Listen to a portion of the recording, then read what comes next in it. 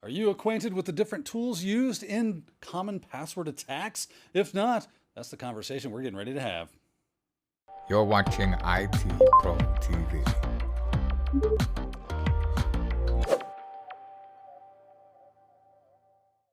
Welcome back to Security Plus here at IT Pro TV. And well, in today's episode, we're going to be looking at different password attack tools.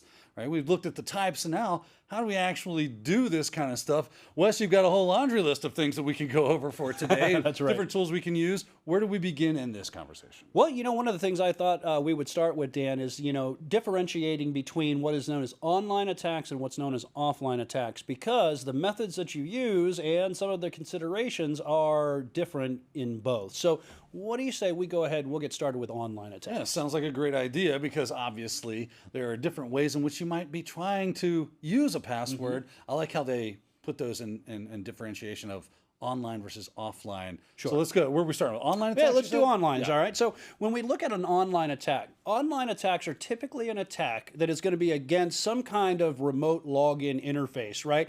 And I put an example. You've probably seen one of these login interfaces. Heck, it's the login interface that we get to our resources within our companies. But understand that it doesn't really just stop here. It's a remote login interface, right? Think about if you are like I am, you come from a Windows environment, right? You probably have RDP'd into a server across the network, once or twice. And what are you doing? You're doing remote administration. You're an authorized user. At least we hope you're an authorized user, right? But if an attacker can perform an online attack against that remote RDP session or the RDP connection in general, then they can gain access. So again, think of a remote login interface in general. Yeah, I'm thinking usually of things like SSH. There's a remote Sure. login, right? Really popular, commonly used. Probably something you want to gain access to if you possibly could. RDP is also a really good one. Sure, definitely. Well, there was an exploit, in fact, what they call a RCE, right? Remote code execution attack against RDP recently, within the last year or so. Deja Blue. Something I like think that, it was yeah, called. where it could allow the remote, the Blue attacker. was Blue Keep and Deja Blue were the two that basically attacked the RDP protocol. It had some underlying issues. That's right. Somebody figured that out and was like, "Oh, cool! It'll do things if I tell it to." Arbitrary Yes, execution of yes. commands. Yeah, that's pretty scary. But there are some things here that we need to worry about when it comes to an online attack. If you're performing these, or if you're trying to protect against them, keep in mind that sometimes there can be limited attempts. I want you to think of lockout thresholds. If I'm sitting at my desktop, right, and I log into the domain and I do that 5 times wrong, right, and our administrator is smart enough to put a lockout threshold on there, what happens, right? Well, it locks me out to a certain amount of time, or maybe even until an administrator comes in and says, "Hey, you're locked out. Yeah, I gotta reset that and let you back into the system." So you could hit some kind of lockout threshold. The other thing to keep in mind is not only the lockout thresholds, we also have to worry about things like bandwidth limitations, right? How much bandwidth, if it's a remote login attack, right? How much bandwidth do I have? How much information can I send over that network, right? You want to do this fast, right? That's why password attacks are made to automate the process. But the problem is you are going to be limited with an online attack via how much bandwidth you have within your network. Seems like if you tried too many attempts, you're effectively starting to denial service the thing. That's right. Maybe counterproductive for what you're attempting to do at that point. Right, slow down the performance overall of your of your Yeah, attack. it's taking forever. That's right. And the other thing is, too, because you might hit a lockout threshold, it also means it's a detectable type of attack, where it could set off the red flags, an IPS-based system, an IDS system. I know it's a lot of times it's IDS and IPS systems built in together, all that functionality. And it says, oh, I can detect an attack against this system, and now you're locked out, so it's not successful. So that essentially is the online attack, and some things that we got to keep in mind with All it. right, makes sense, right? If it's a remote type of logon, it is online. There we go. Very, very simple and straightforward. Thank you, Wes. Leaves us with offline attacks. Offline attacks. What do we mean when we say offline? All right, we pull the power. No, that's not going to help in the computing world. That's right.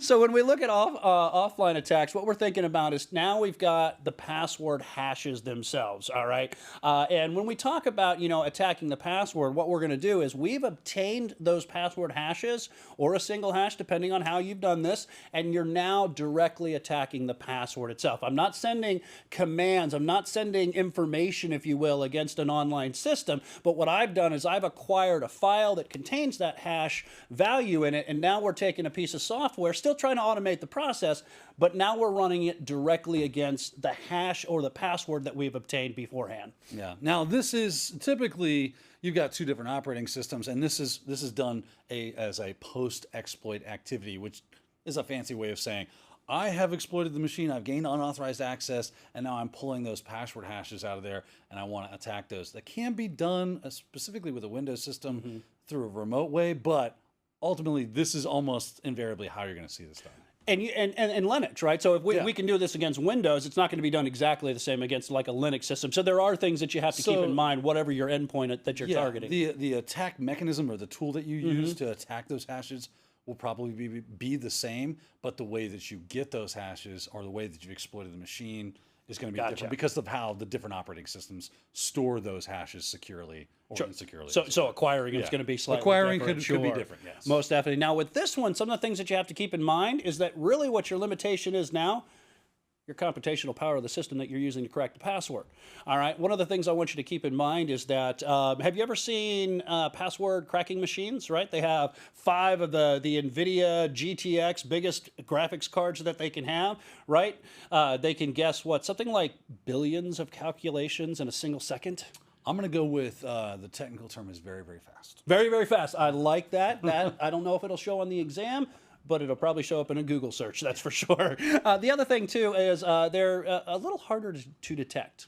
Oh, I hope when you say hard, you mean dang near impossible. Impossible, that's right, because you don't have a system that's potentially monitoring this. Now, we were talking about, and I guess if you have an active monitoring against every single function that's going on in your computer, which nobody's doing right now, maybe you might be able to detect it. I mean, some people do things like monitor PowerShell and command prompt, anything that you ran through those different tools. So if they saw a tool that you would use to perform these type of attacks being run, and that was kind of out of the ordinary, that might raise some red flags. But ultimately, once I've grabbed those hash files and exfiltrated them back to my password cracking rig, they're not going to be able to detect those attacks. They would have to detect the grabbing of the password hashes or the exfiltration of that data. And that would be the only way to think maybe this is happening. All right, so that is a little bit about online attacks, some of the considerations that you need to consider, as well as the offline attacks and some things that we need to we need to consider when it comes to offline attacks as well. Well, let's get into those tools then, because that's really what we came to see. What are the tools that are going to help me perform either an online or an offline password type of attack? How do I work with them? Is it difficult? Maybe. Could be. Some of them are probably more difficult than others from my experience. But Wes, what are you guys showing for us today? Sure. One of the things I was saying is I was thinking we could generate a list, or we could just take you to the websites and we could show you some of the password attack tools that they mention on the exam. Now, I'm going to tell you, this is not a comprehensive, all-inclusive list. Just in talking to the gentleman standing next to me, when you talk and he's rifling through his head, well, I'll use this, and I would use this, I would use this, we could probably put 20 more tools in this list. But we're only going to cover really specifically the ones that are covered on the exam. And I've included all of these links in the show notes. So let's go ahead and talk about the very first one, make it a little bit easier to see. And that really didn't help with the URL there. So we'll try that a little bit better. So here's Increases the page and not the browser. And not the browser, that's right. So this one is John the Ripper. It's been around a while, and you can see the website to go to it and learn a little bit more about it.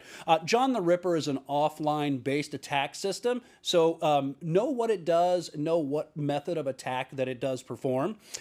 Next one that we have is Hashcat, and Hashcat is up here likewise as well. Again, this one you can see it's up on Git, but it is advanced password recovery. Now, this is because, like we mentioned, you might see administrators auditing systems and trying to find out what are the passwords that people are using. Let's say within my Active Directory domain, I know we had one system engineer that I sat there and watched run. I think he might have been running John the Ripper. It might have been Cain and Abel back in the day too. But anyways, ran it against the system just to find out what were the passwords that are being used by our domain users. And you would never guess what the most popular password is. In fact, I'm pretty sure Dan's going to guess it because it's the most popular one out there across the planet. and that's 1, 2, 3, 4, 5, 6. Yes, we had people in a domain environment that were using those passwords, and that was administrators. The reason I say that is most domains, they typically have a password policy that doesn't allow that. So if you find those type of passwords inside of your domain, chances are you got a systems administrator that is up to a little bit of no good and has disabled that password policy on their system. Just not good at his job. Not good at his job. That's right. It could just be horrible. That's good. That's what Mike calls, other edutainer here on RGE, a resume generating event. Yeah. Why we got 6,000 passwords? 1, 2, 3, 4, 5, 6. That don't make no sense to me. Are we selling luggage? That's right. So that's a little bit about Hashcat. Again, keep in mind, it shows you some of the compatibilities. And notice, remember I told you about GPUs? Notice that this one is geared for the computational power of a GPU. Again, it's very popular to use GPUs in order to crack passwords. Another one that I want you to be aware of is Hydra, and it is bundled into Kali Linux. If you're not familiar with Kali Linux, it is it's basically a offensive security distro. It's geared towards nothing more than security penetration testing, and it is bundled with tools. So you can always go up to Kali's website, but more specifically, this is where you would find that for Hydra. And Hydra, this is an online attack. And notice password attack system. Look at all the systems. That's kind of scary. You look at Cisco AAA, authentication, authorization, and auditing, an entire Cisco-based system, and it goes across a lot of different platforms. So be aware of that. Another one we have is PAC, and PAC doesn't really crack tools, or is it a password cracking tool? In fact, I think this, I love how they've got that actually in the definition right there. Cannot crack passwords. Doesn't crack passwords, but what it does is it just kind of analyzes the way people create passwords, right? And that's why we say don't include dictionary passwords in your, or dictionary-based words in your passwords, because tools like this can help speed up the password cracking method that you're using. Next up on the list, again, just kind of going down, the next one's really cool. This one here, the cool package description. And again, you can see here, this is also up on Kali's website too, and you can browse to it. Again, keep in mind, we'll keep these links in the show notes so that if you want to visit these and extend your knowledge base on all of these utilities, I recommend it for the exam. Cool, again, this is one that essentially is a word list generator, and it will help assist the password cracking.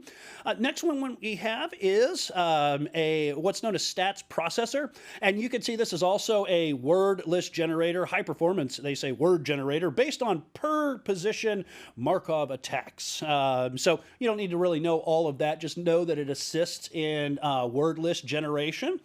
And then I would say, what else? Last one but not least, and I'm going to let the gentleman next to me talk a little bit more about this one, but this one is Burp Suite, and it does a lot of functionality, a lot more functionality that we really need to be worried about on the exam, but also know that it does have the ability to perform password cracking. But that's not all, right, Nan? Yeah, well, what it does is it basically does a dictionary brute force type of password cracking against web applications. So it's a web application proxy.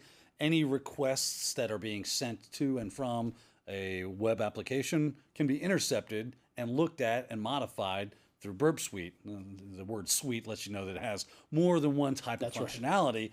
And there's something called the intruder, and the intruder will let you set fields and say, hey, this word right here, let me highlight that, make that a field, and there I want you to iterate through this list. So maybe if you see something like password equals, and you typed in the word password and sent that as a request, you would then be able to stop that, intercept it, say, highlight where you put that word password, point it to your dictionary file, and say, rifle through that and see if you can get any kind of weird output from it. Maybe that let me know that I was successfully able to get past the authentication. So it can, a lot of functionality. There's a lot of functionality in Burp Suite. Yes. Yeah, definitely.